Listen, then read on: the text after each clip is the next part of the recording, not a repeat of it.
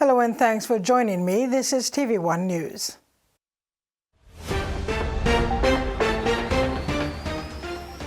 In this edition, health meeting to strengthen partnership, strategy to address issues of street children, and Hekari FC wins big in opener.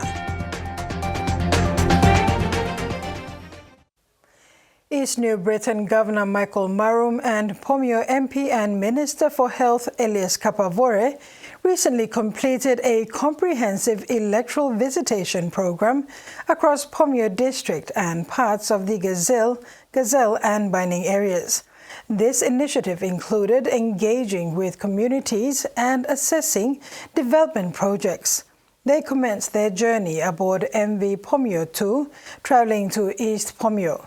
Over the next 3 days, they presented a new truck to Toll High School and inaugurated the newly established East Pomeo LLG office. They inspected the newly constructed Level 4 Pomeo District Hospital, opened the 40-meter Bailey Malop Bridge in Malakur, and proceeded to Melkoi LLG to open the 17-kilometer Malusona Uvol Road. Of particular significance was the engagement with communities surrounding the Guildford Oil Palm project in Pomeo, which continues to drive economic activity, support local livelihoods, and expand rural employment opportunities. Governor Marum said much work remains to be done. Lae is set to have its own dedicated marching band, a first for any province following the official opening of the Lae Reserve Police Pipes and Drums training yesterday morning at the Igam Barracks. 40 trainees under the Lae City Authority's Police Reserve Pipes and Drums program will be undergoing training for 5 months at Igam Barracks. The Police Reserve Pipes and Drums program is a first-of-its-kind initiative that is funded by the Lae City Authority. The 1.2 million kina program is facilitated by the LCA Economic Services and Tourism Division in partnership with the Lae Reserve program. This year, 40 pioneer trainees will be trained for 5 months at Igam Barracks by various specialists and former military personnel. LCA Chief Executive Officer Robin Callistus said they aim to get the band ready for PNG's 50th independence anniversary in September 2025. To march on with the army, the police, and the CIS people during the 50th anniversary celebration. And after that, they will continue with the reserve police training. And also, we'll have the brass band training with the police band. This program has been initiated by Lae City Authority through the submission that was made by the Lae City Independence Celebration Committee, who have initiated this program since dreaming about it 20 years ago. And after 20 years, this had happened now. We are going to have our own bags and pipes, city bags and pipes drums. Assistant Commissioner of Police Northern Command Peter Guinness told the 15 women and 25 men that they need to change their mindsets and be more disciplined. You are in a training environment. This is a military base. Your behavior, your attitude must change. The training was officially opened by Member for Lae and Deputy Prime Minister John Rosso, who emphasized that the band will promote Lae's community pride and enhance national unity. The program intends to establish a dedicated 30-member marching band. Its focus will be on showcasing the unique traditions of the Scottish bagpipe and drums model that is practiced by the PNG Defence Force and other disciplined forces. The trainees will get a fortnightly allowance of 200 kina until their graduation after 5 months, where they will get additional allowance when they join the main reserve training program. Maricela Kelleton, TV1 News. Over 100 patients had their eyesight restored during a 4-day cataract outreach with the Lila Foundation in partnership with the Pacific International Hospital. The outreach allowed sight-restoring cataract surgeries to communities across Manus Island. The eye care outreach was held from April 26th to the 29th. 130 patients were on the list after being screened at the Lorengau General Hospital, resulting in 111 successful surgeries, including 92 cataract operations and 9 pterygium excisions with conjunctival grafts. These procedures have had a profound impact, restoring vision and independence to patients who had been living with preventable blindness. Many were blind in both eyes and were dependent on guardians. Patients traveled from across the island, some up to 2 days by boat or 4 hours over land, to receive specialist eye care. Many expressed hope that future programs could either reach more remote regions or the administration provide transportation support to the Lorengau General Hospital. Manus Provincial Administrator Mame Kasalau responded with reassurance, stating they are committed to improve access to specialist care in Manus. This marks the 8th outreach initiative led by the Lai Lai Foundation and PIH, with its PHA partners from Manus since 2019. With over 550 cataract surgeries performed to date. This year, the partnership has plans to returning to Wewak, Kimbe, Kapuna, and Tari, and adding Pimaga and Vanimo sites. The 3-day Indo-Pacific Health Security Alliance Conference was opened today in Port Moresby. Jointly hosted by the United States Indo-Pacific Command, Australian Defence Force, Papua New Guinea Defence Force, and the National Department of Health. The conference aims to strengthen partnerships, counter malign influences, and improve readiness, ultimately contributing to peace, security, and prosperity in a free and resilient Indo-Pacific. The Indo-Pacific Health Security Alliance plays a critical role in enhancing health security across the Indo-Pacific region by fostering collaboration between civilian and military sectors. Through integrated efforts, the conference helps mitigate global health security threats and strengthen national and regional resilience and boost the capacity of civilian and military entities. The 3-day conference began today and ends on Thursday. In his address, Kapabore said PNG's commitment to join as host for this program shows that PNG is stepping forward as a regional leader, showcasing our commitment to health security that goes beyond national interest and signifying our country's efforts to the health and safety of the entire Indo-Pacific region. 7th, Papua New Guinea stands a clear and confident message. We are ready, we are committed, and we are leading. He said the PNGDF plays a critical role as lead agency for logistics and operational support, including medical and evacuation support, while the National Department of Health and affected provincial health authorities lead in the health response. Collaboration with multi-sector partnerships ensures effective disaster response and recovery. Of our national approach has been our civil-military collaboration.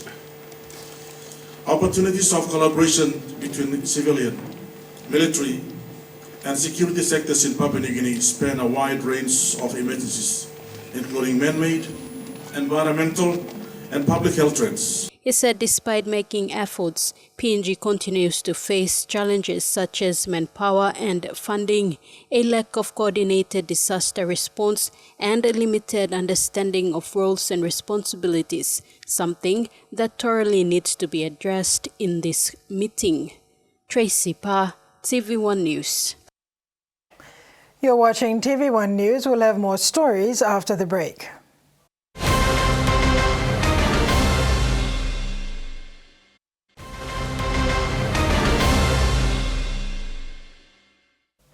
Welcome back. Children living on the streets of Papua New Guinea or spending a significant amount of time on the street represent a sad and significant social issue, often struggling in poverty, challenged by a breakdown in family relationships and exploitation. National Office of Child and Family Services is working with its partners to address the issue. Their main aim to get these children off the streets and into the classrooms to learn. Whether they are children who spend their days on the streets but return home at night, children who work on the streets and return home, children who live and work on the streets, or children engaged in prostitution, they are still children. The National Office of Child and Family Services is working with its partners to address the issue. Their main aim is to get these children off the streets and into the classrooms to learn. Other countries are cleaning their backyards. Why not Papua New Guinea? We can clean our backyards if only we all work together. The street kids, most of them, when we interviewed them in our second phase, all the street kids are out of school. And they need to go back to school. The government has a compelling responsibility to ensure that street children have access to education. This commitment is rooted in both ethical obligations and practical considerations that benefit society as a whole. NCDC representative says there is need to bridge the gap. Children who are not in school and are placed back into institutions, there is a gap there where there are children who are over the age of early child care. They do not even know how to read and write. We have to look at that. What do we do? How do we bridge that gap into the education? We have adult literacy programs. What about literacy programs for 8, 9, 10, 11? And this is what our education team is here for. The street children often face significant risk, including involvement in crime, substance abuse, and exploitation.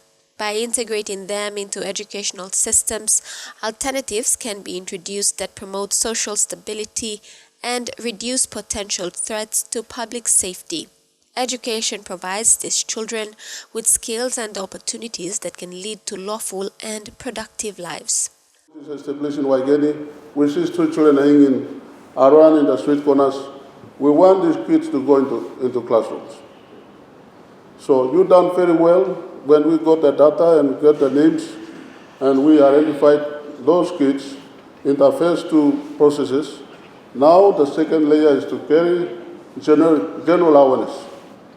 And then the final phase is to place police officers, and some of you will be still with us. NCDC, you will be still with us. Education, we will go to the parents who are allowing these kids to be on the street. We know poverty is forcing them. But allowing kids to beg on the street is not the way forward. The National Office of Child and Family Services maintains that the overall objective of this activity is to prevent and minimize the practice of children engaging in street activities as a means of living that put them at the risk of being exploited or in harm's way. Mary Silla Kelleton, TV1 News. The Street Children Response Task Force, led by the National Office of Child and Family Services today, commenced awareness to gain public understanding to address challenges faced by children that live or spend time on the city's streets.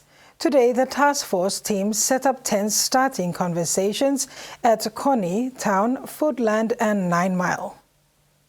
The National Office of Child and Family Services has been actively addressing the issue of street children, particularly in the National Capital District and other centers including Lae, Kokopo and Mount Hagen. Earlier this year, the office identified and processed over 200 street children in Port Moresby, many of whom came from broken homes. This initiative was part of a broader mobilization program conducted in collaboration with the Departments of Education, Health and Police, as well as the National Capital District Commission. Today, the Street Children Response Task Force, led by the National Office of Child and Family Services, commenced awareness to gain public understanding to address challenges faced by children that live or spend time on the city's streets. Our responsibility must come back and you one now.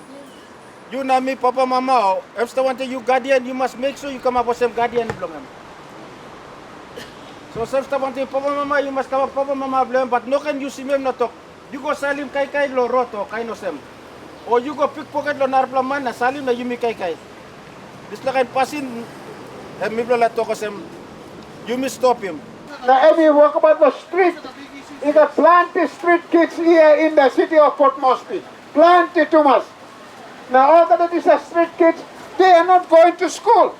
Members of the community were given the opportunity to provide feedback, which will be taken into account and included in the task force reports that will contribute to future recommendations.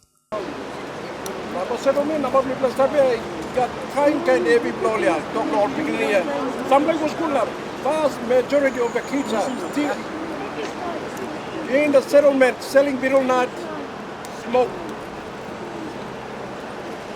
Wine and smoke, which is child abuse. The task force will continue the awareness actively for the rest of the week. They will be located in certain spots in Moresby South, Northeast and Northwest. This awareness program is critical. Children living on streets are particularly vulnerable to various forms of abuse, exploitation, and neglect.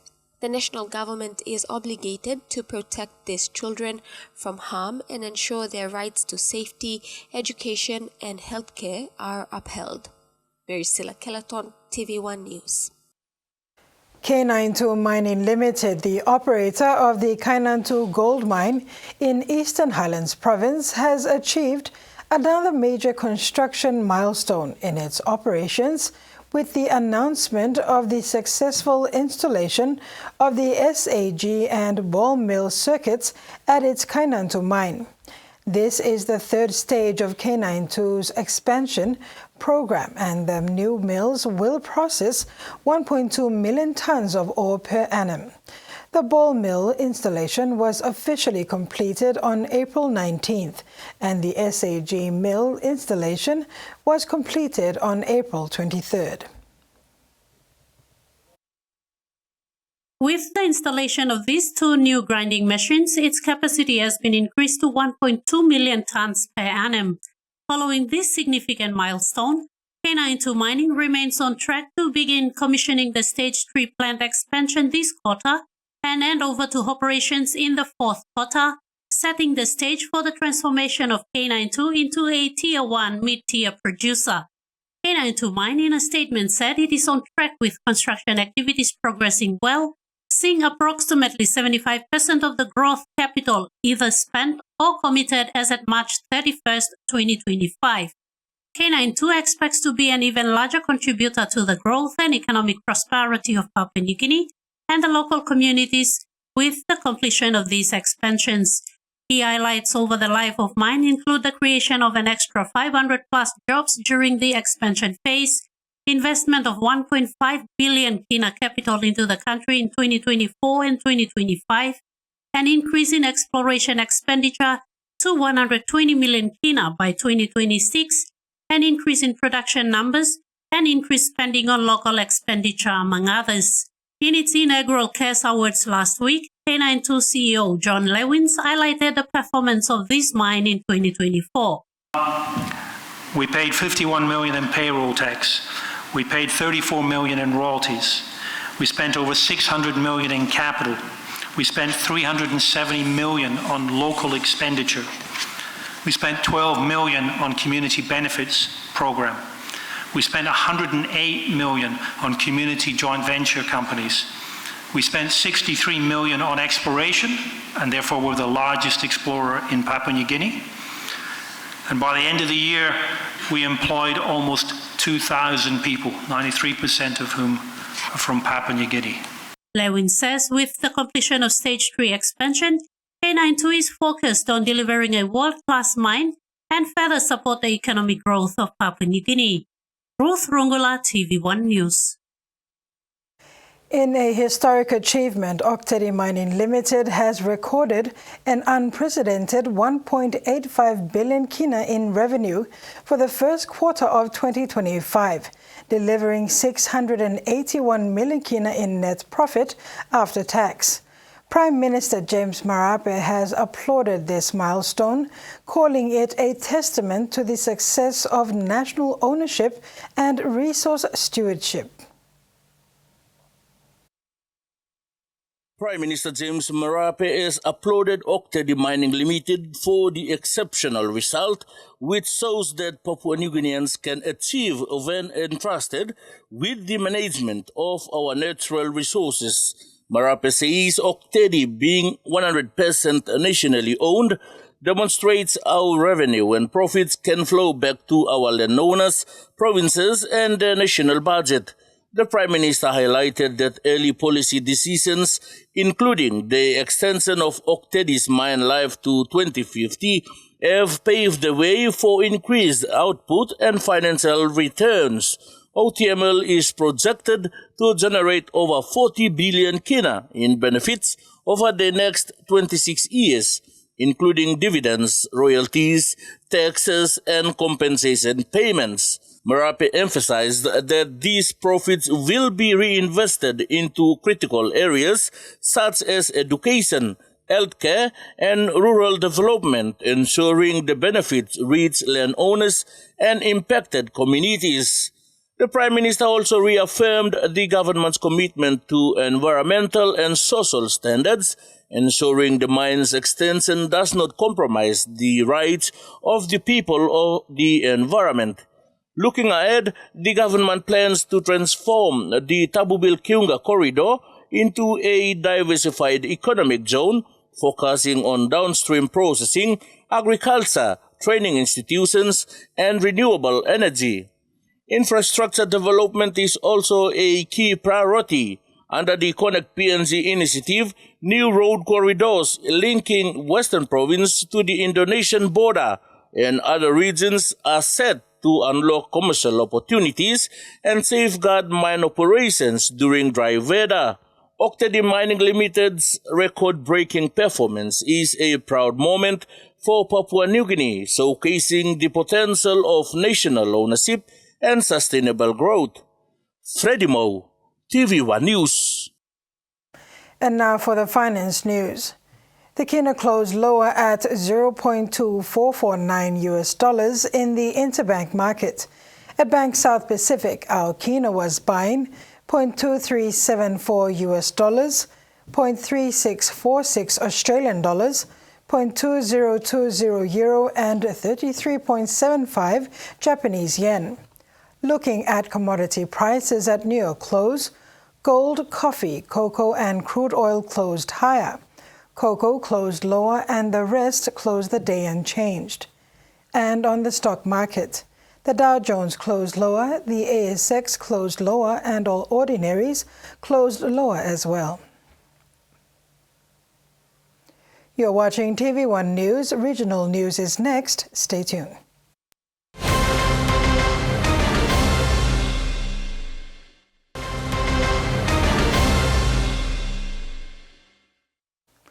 Thanks for staying with us.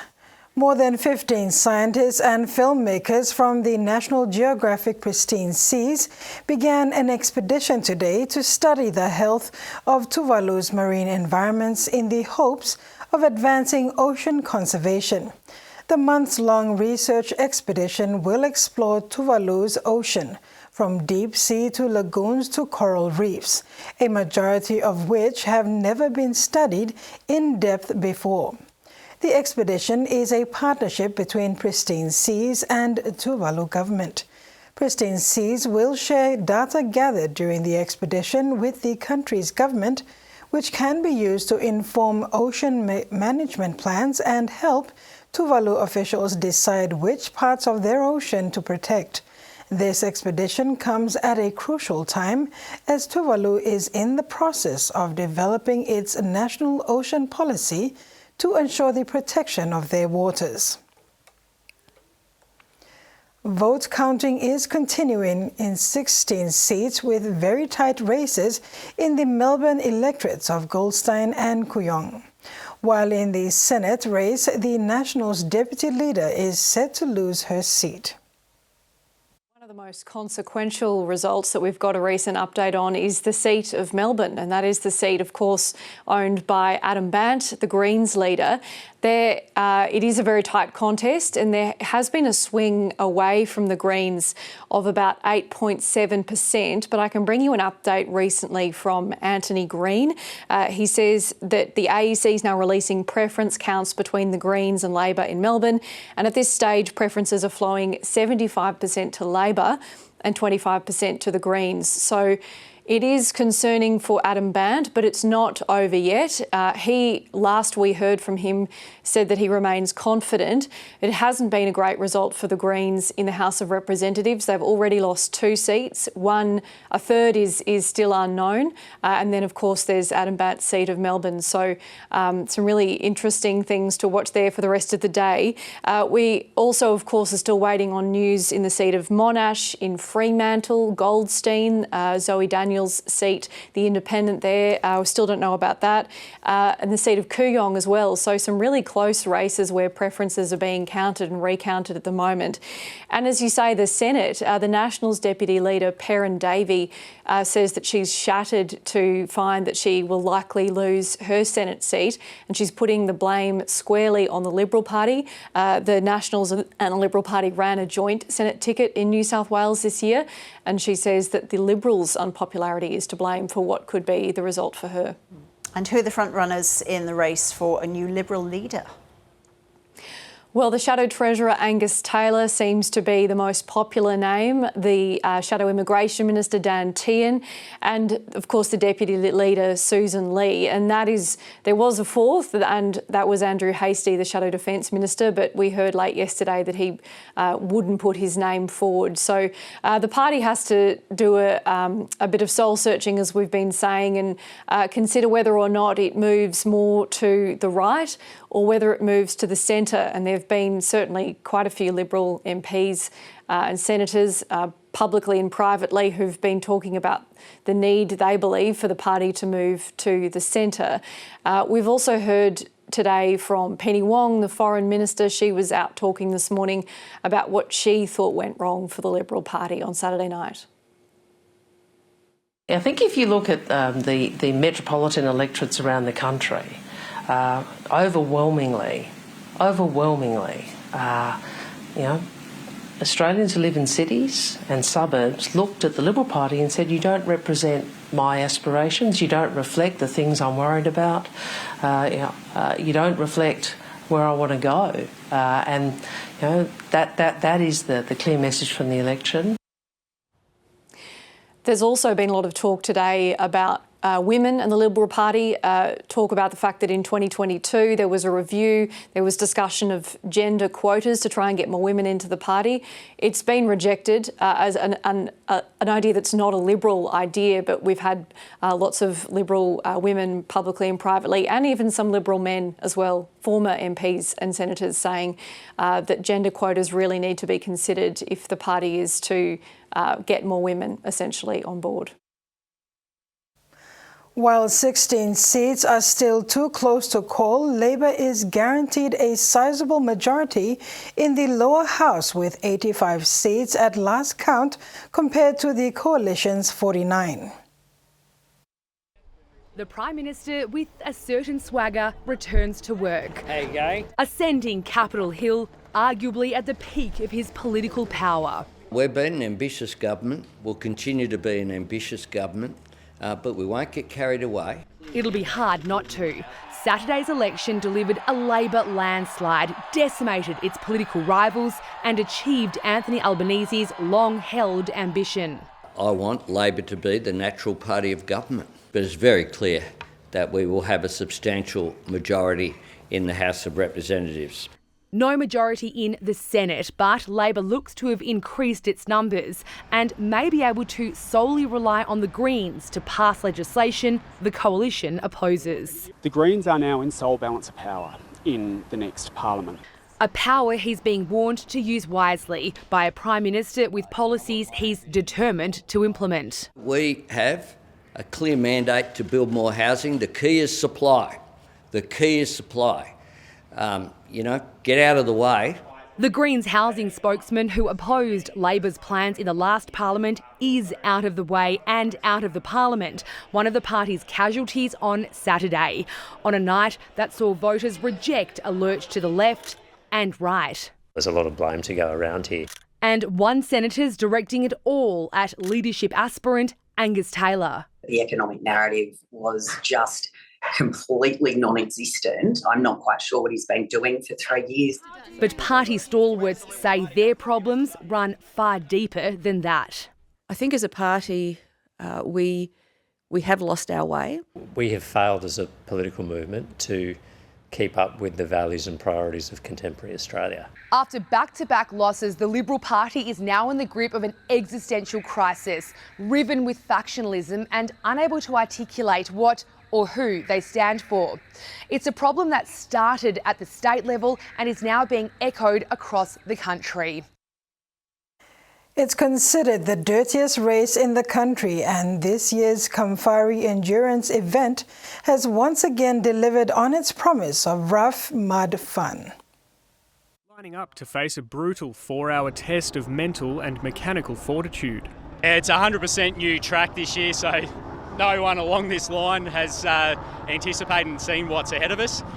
For a crowd of hundreds, Kamfari is a chance for the North's mud-loving revheads to come together in celebration of the end of the wet season.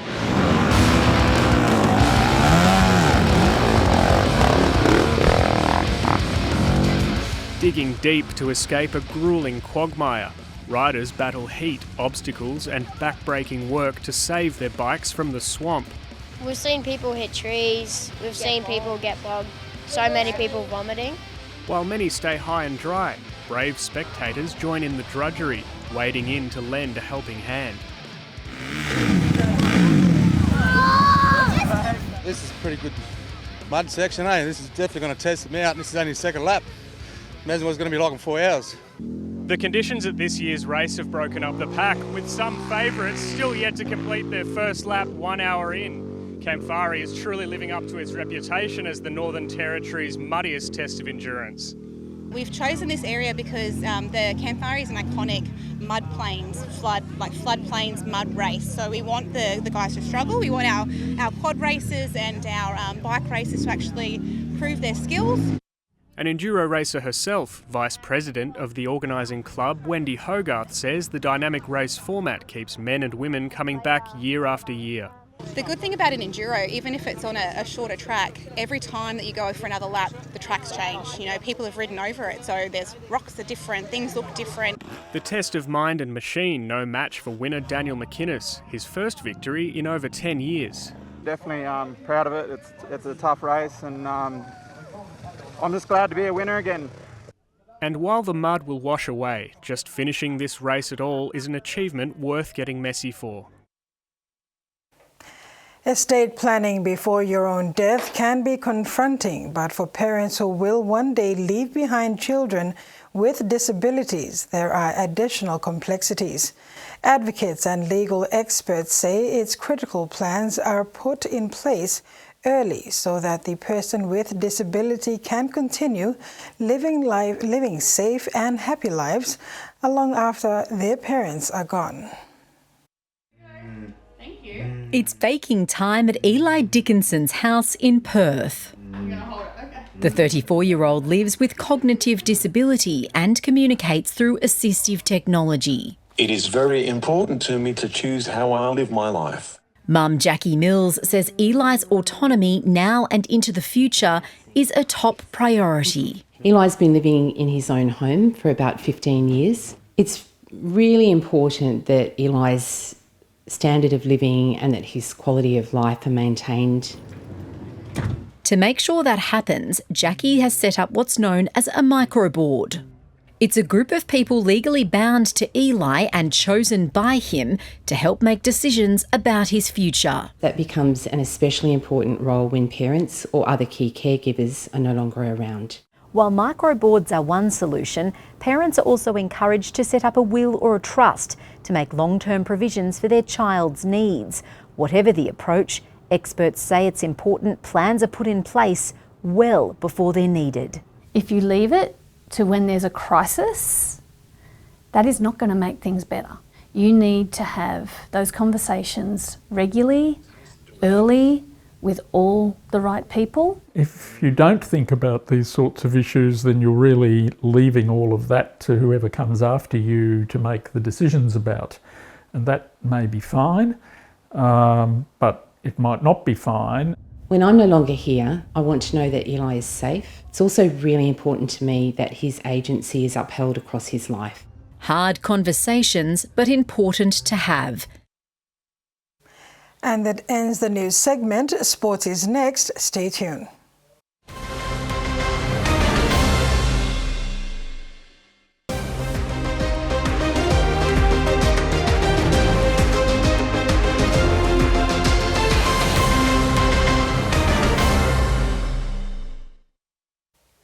Welcome back.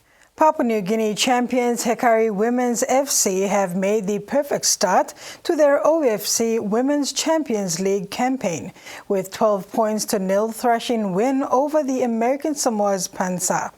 The Port Moresby-based powerhouse side is determined to go one better after consecutive runner-up finishes in the competition. They made their intentions clear from the outset against the tournament debutants. It didn't take long for Erickson Comeng's Hekari's side to find its rhythm. Ramona Padio, who missed last year's tournament in the Solomon Islands, showed her class with a powerful finish for the opening goal in the 4th minute. We wanted to come here and give a good game.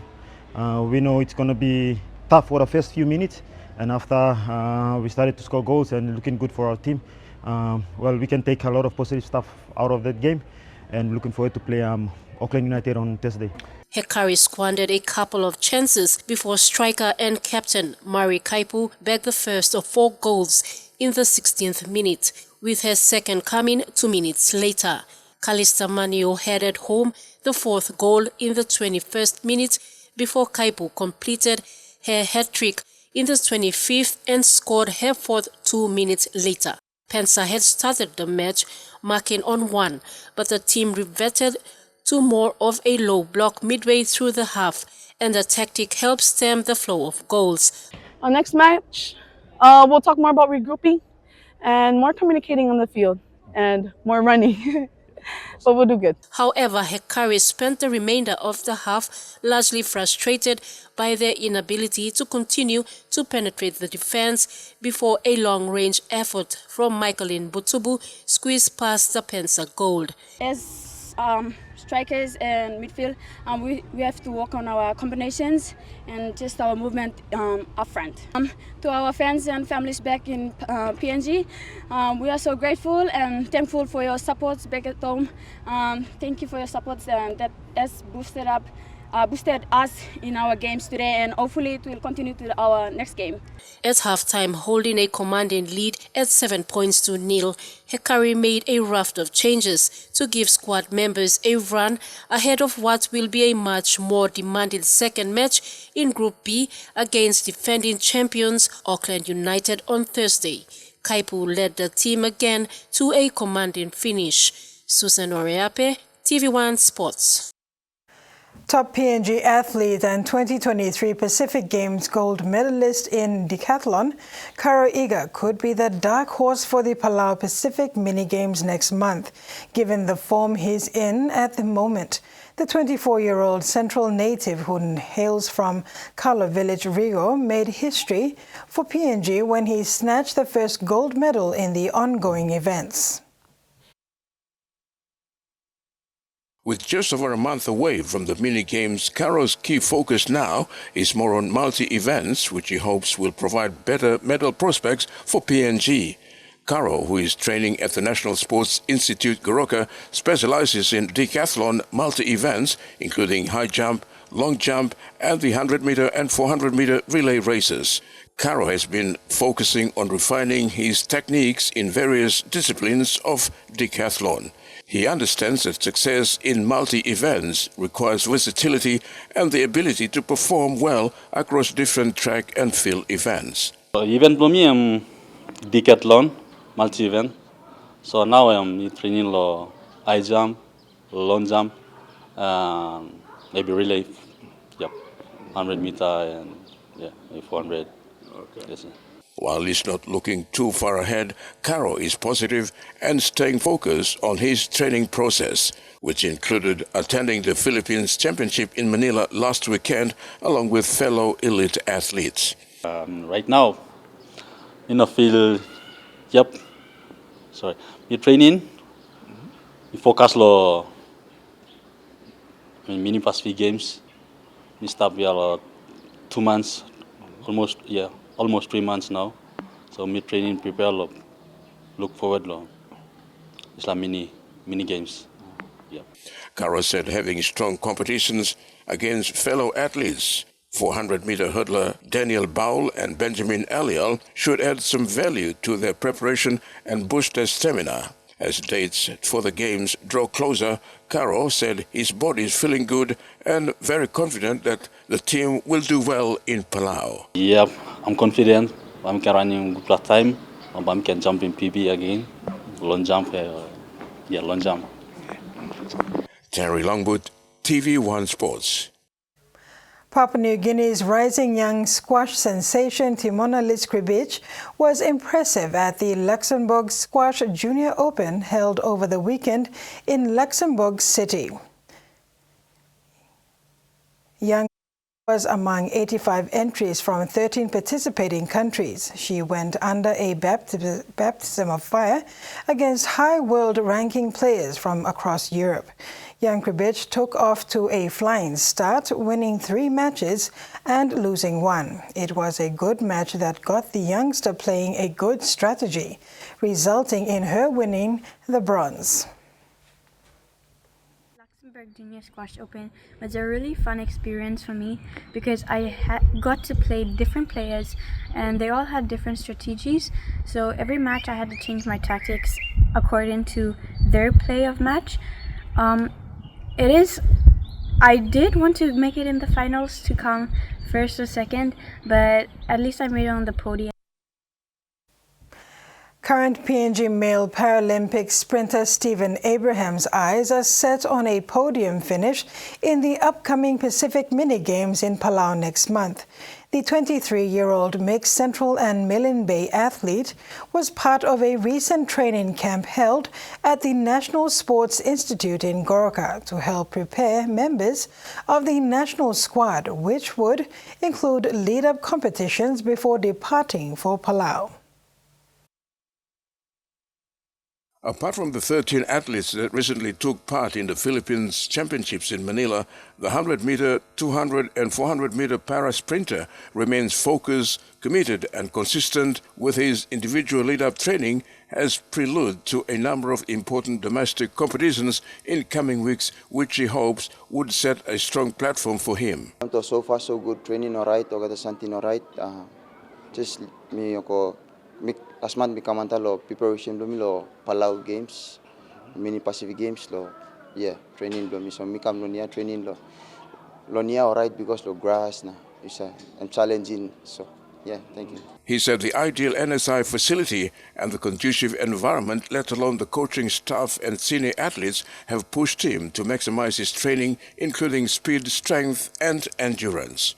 Some senior athletes here too, so they and coaches here helping me, talking me this line good plan. So something alright Lonia. As the games draw closer, Abraham continues to challenge himself by setting high standards as he aims to repeat his gold medal form of 2023 Pacific Games in the Solomon Islands. Abraham's last international meet was the Oceania Championships in Fiji last year, where he ran a good time, coming second in 100-meter.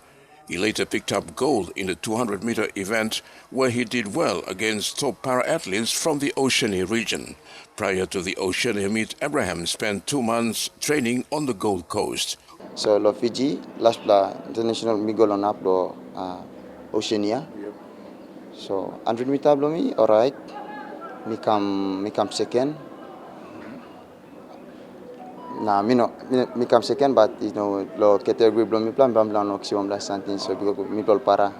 So me kala 200 blow me run 200, me come first. So maximum gold medal like 200. But alright. So I'm good at challenge one time all, not all countries. So yeah. While he's happy and satisfied with his preparation so far, Abraham continues to push himself to beat his personal best timing of 6.64 in the 100-meter event. Terry Longwood, TV1 Sports. Cricket PNG has been awarded Women's One-Day International status for the 2025 to 2029 cycle effective from May 12, 2025. This recognition is a significant milestone for women's cricket in Papua New Guinea and demonstrates the continued growth and commitment of Cricket PNG to elevate the profile of the women's game within PNG and on the global stage. Cricket PNG Chief Executive Officer Richard Dunn and the team are thrilled to have been awarded the one-day international status for the 2025 to 2029 cycle. Cricket PNG says it is a great springboard to continue developing the women's national team, Lewas, and this announcement aligns with the ambition to make the Olympics in 2028 or in Brisbane 2032.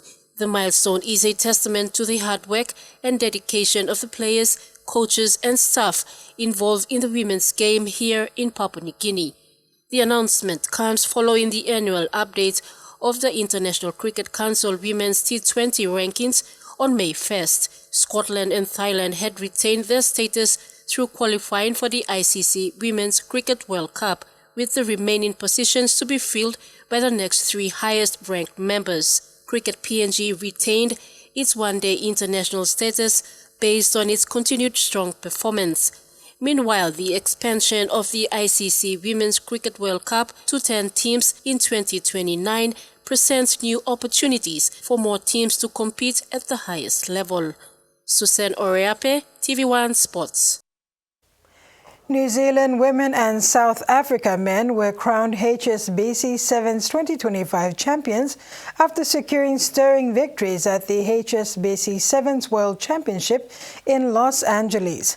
South Africa claimed their fifth men's series title and first since 2021 by beating a valiant Spanish side 19 points to 5 to bring down the curtain on the 2025 International Rugby Sevens season.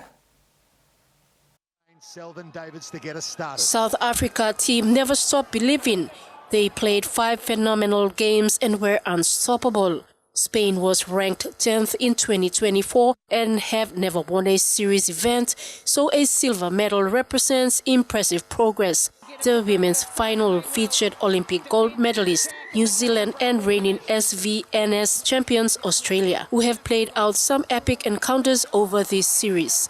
New Zealand added more silverware to their collection as they beat Australia for the 4th time in a row to win the World Championship. Already SVNS League winners, they proved too strong for a young but immensely talented Australia team.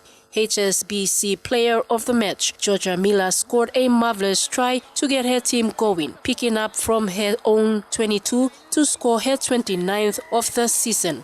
And the Black Ferns Sevens went on to show their dominance with a 31 points to 7 final score. New Zealand overcame SVNS League winners Argentina 38 points to 17 to take men's bronze, while hosts the USA were unable to replicate their Olympic bronze medal winning exploits on home soil as they were beaten 27 points to 7 by Olympic silver medalist Canada in the women's bronze medal match. Susan Oreape, TV1 Sports. And that ends the sports segment. Now for the weather forecast.